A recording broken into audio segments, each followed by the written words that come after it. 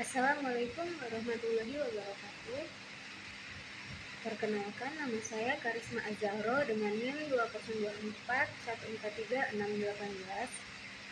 akan memberikan presentasi yang berjudul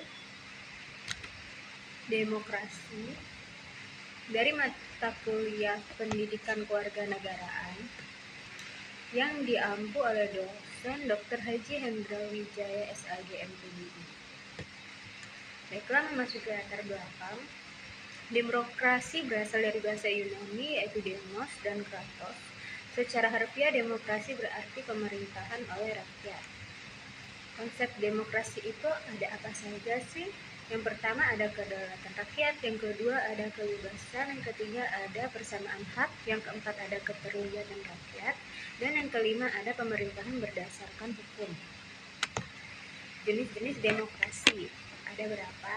Jenis demokrasi itu ada 4. Yang pertama ada demokrasi langsung, yang kedua ada demokrasi tidak langsung, yang ketiga ada demokrasi konstitusional, dan yang terakhir ada demokrasi liberal.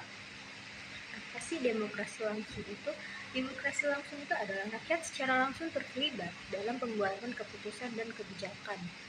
Lalu demokrasi tidak langsung itu seperti apa? Rakyat memilih wakil untuk membuat keputusan dan kebijakan atas nama mereka. Dan yang ketiga ada demokrasi konstitusional, itu apa? Kekuasaan pemerintah dibatasi oleh konstitusi atau undang-undang dasar. Lalu dan yang terakhir itu ada demokrasi liberal. Apa itu? Demokrasi liberal mengedepankan perlindungan hak asasi manusia dan kebebasan individu. Lalu ada pilar-pilar demokrasi. Prinsip-prinsip atau elemen dasar yang menopang berjalannya suatu sistem demokrasi secara sehat dan efektif.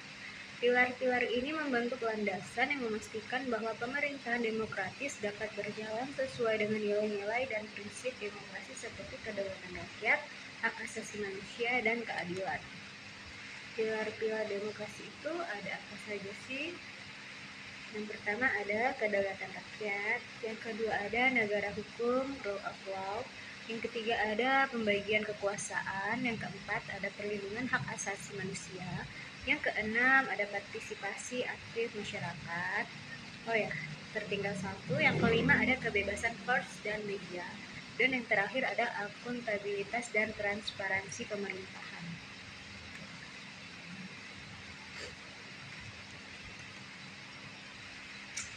Dari paparan materi yang saya bentuk PPT itu mendapatkan kesimpulan, yaitu secara keseluruhan demokrasi bukan hanya sebuah bentuk pemerintahan tetapi juga sebuah nilai prinsip yang menekankan pada keadilan, kebebasan, dan keterlibatan masyarakat dalam menentukan arah kebijakan negara. Secara setiap pilar demokrasi saling melengkapi dan memastikan bahwa kekuasaan negara tidak disalahgunakan, hak-hak rakyat terlindungi, dan pemerintahan berjalan dengan adil, terbuka, dan bertanggung jawab.